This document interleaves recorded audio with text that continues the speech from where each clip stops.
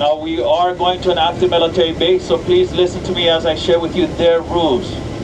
The United States government does not want you taking any bags into the facility. There was a few of you who did bring a bag.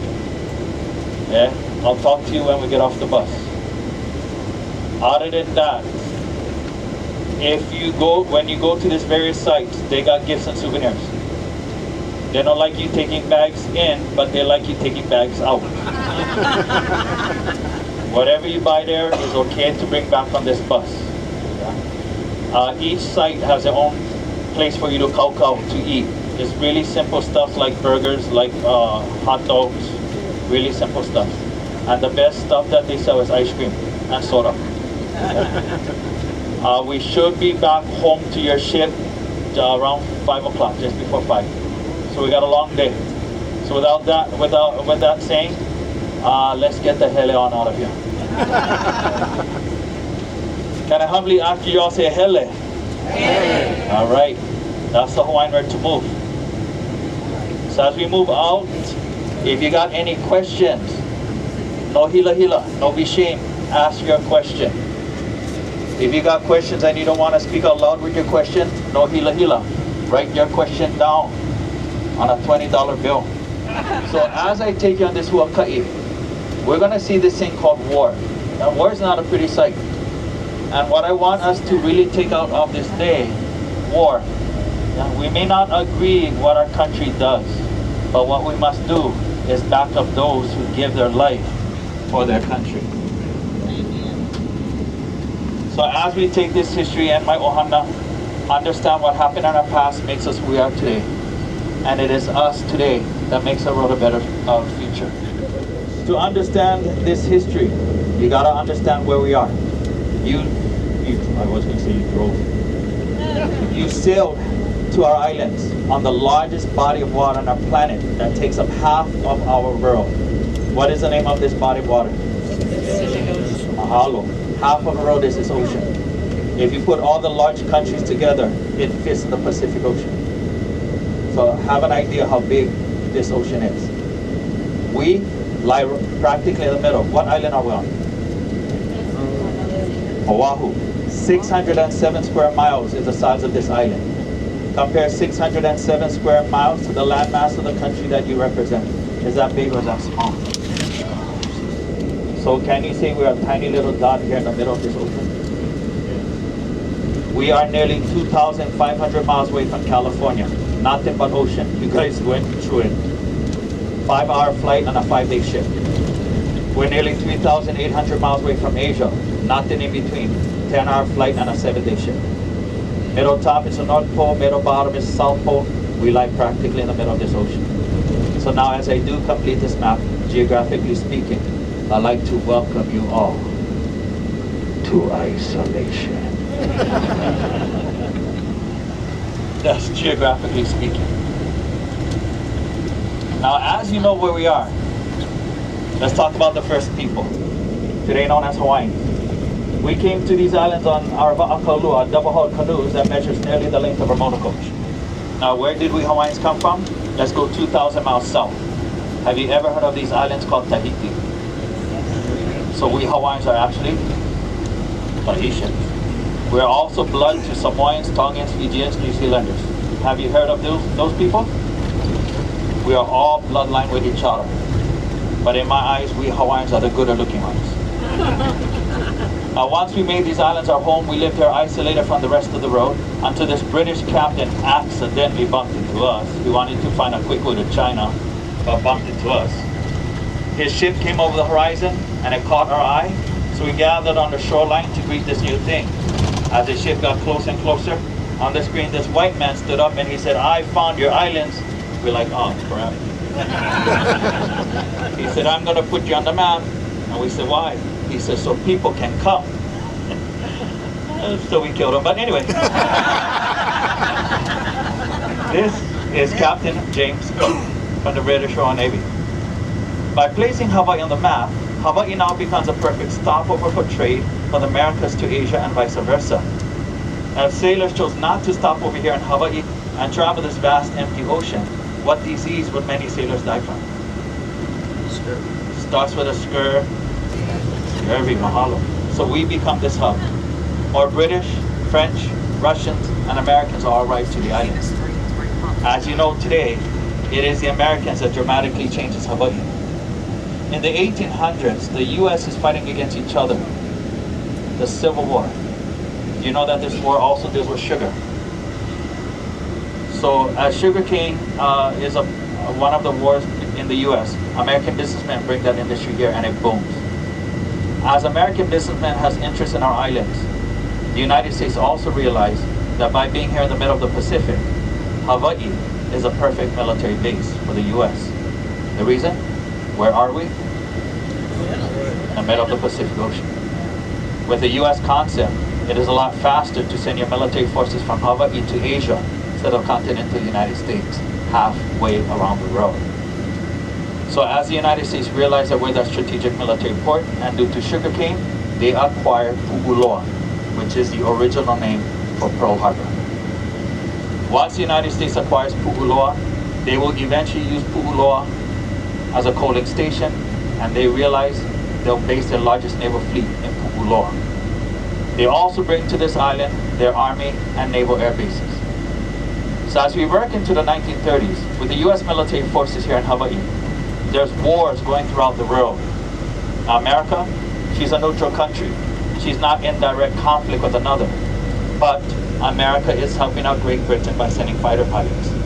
Now, as America's watching the wars throughout the world, she specifically focuses on the war between the island country of Japan and the country of China. What Japan is doing in the 1930s is fighting with China to take over China's resources. By taking over China's resources, Japan can expand her empire. Now this is me. This is a simple concept in my head. Japan wants to become the #1 power source on that side of the world. So as America is watching this war, America takes notice that Japan is taking out China's civilians. So there is a humanitarian effort that America has. So to help out China, America will stop all American shipment to Japan.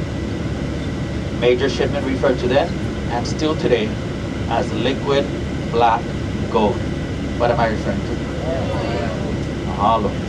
By stopping all American shipment to Japan, Japan cannot continue her conquest in a fast pace. So by America helping out China, America simply ticks off Japan.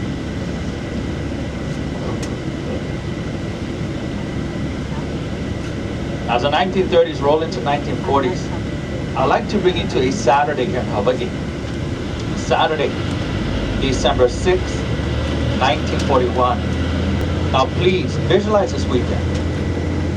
Many of us go to the beach. Water temperature nearly all year round, 74 degrees. Does anyone go by Celsius?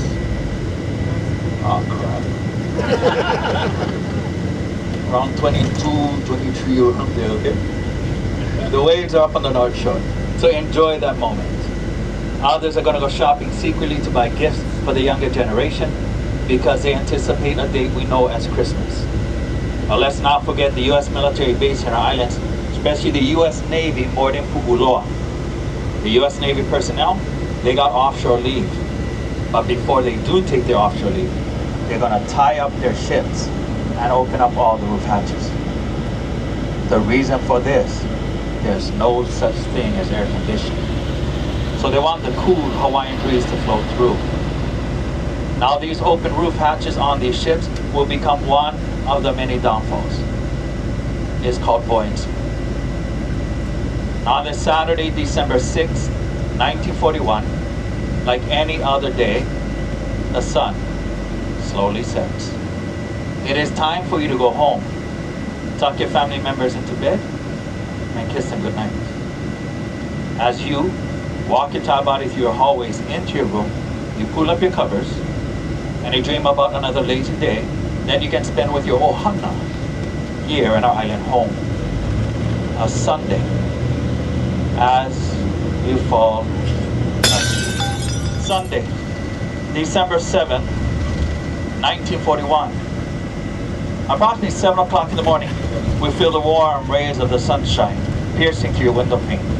So you stretch, and you start the day off with a good note, as we did, by acknowledging your loved ones. Good morning. Today's Sunday. Sleep in, relax. Let me cook you breakfast. Now, as you walk into your room into your kitchen, you hear beautiful sounds of laughter filling the air. Laughters of children playing outside on that Sunday morning. Roosters crowing. You know it's gonna be a good day. Now, as you do prepare your breakfast, minutes pass on by. Something else catches your attention. It is a humming, and it's getting louder and louder. Now, as this humming gets louder, you no longer hear the kids playing. So you walk into your doorway. You see all these kids pointing up in the skies. As you take a good look at what these kids are pointing at, that humming you hear is propellers being driven through the winds as it pulls planes closer and closer to you. In the distance, you see plumes of smoke and fire also coming closer. Now, something's wrong. As the skies above you are being blackened with these planes, you notice on their wingtips, they got a red circle. Now, this red circle is a sign of the Japanese rising sun.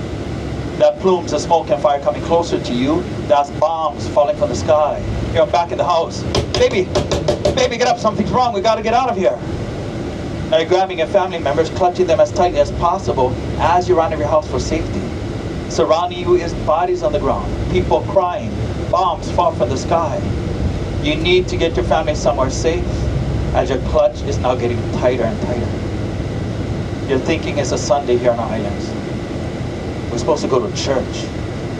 We're supposed to spend time with one another. But it all changes in an instant as this surprise attack comes to this island on that fateful morning. Sunday, December 7th, 1941. Together because there is a saying that says, if we let it, history can and will repeat itself. So as we inch closer and closer to Pu'uloa, here's a question to you. On Oahu, December 7th, 1941, was Pu'uloa the only military base attacked by the Japanese? Your answer is no. Pu'uloa was one of 7 bases. Now the Japanese traveled to the Pacific undetected. 220 miles north of our islands, they face their aircraft casualty wind. 6 o'clock in the morning, waves and waves of aircraft take off their bow. I ask that you keep this in your head and understand these pilots are doing what they're ordered to do. Take out the U.S. military forces here in Hawaii. By doing so, everything would have to be shipped into Hawaii to be rebuilt, and it will take America months and years to rebuild her lost forces. While America is still occupied in rebuilding her lost forces, what country can Japan continue to take over? China. So from the north, they split off in various wave patterns. One goes on the opposite side of the Po'ola volcanic mountain range. They take out Kaneohe Naval Air Base, Bellows Army Air Base, flies to the mountain, comes to Pu'uloa. Another wave goes to the center of the island. They take out Schofield Barracks, Wheeler Army Air Base, comes to Pu'uloa. Next major wave pattern goes around the Waianae volcanic mountain range, which will be in front of us. They take out Eva Airfield. They fly directly to our left, takes out Hickam Army Air Base, and comes to Pu'uloa. Now the Japanese needed to take out all the naval and army air bases first so that they would not have air-to-air combat. Once you take out all the naval and army air bases, it now converts to the largest naval fleet for the United States. Here, in this natural bay we call Pu'uloa. Now please, take a good look at the screen. Pu'uloa is not more than 2 miles square. To get into this bay is one channel. From the ocean, it's nearly a mile in length with a couple curves and wide enough to only allow one ship in and out at a time. The United States believe by having this single channel in and out, you can protect all your ships from anyone coming in. Guess what that single channel did for all the ships in Pu'uloa? Trapped them from getting out. So as the planes converge to Pu'uloa, they drop their torpedoes in the water. The torpedoes pierces the underbelly of these ships. That open roof hatches is not trapping the air in. So the water rushes in, pushes the air out, and these ships go down quickly. What everyone knows is the USS Arizona. Flying overhead, a Japanese pilot spots this ship. He releases his bomb. This bomb falls from the sky. It hits the Fort Hall of the USS Arizona. Being armor-piercing, it goes down several decks. With a time-delayed fuse, that bomb ends up where the USS Arizona stored all her ammo. Hundreds and thousands of tons of gunpowder ignited. This explosion was so big that many say they saw that ship lift off the water. Receiving that big explosion, the USS Arizona sinks in 9 minutes. In this 9 minutes, she takes with her 1,177 men.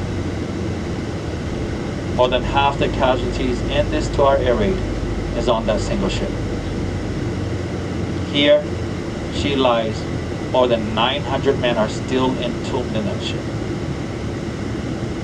And may I ask, how many of you on this bus is between the age of 19 and 25?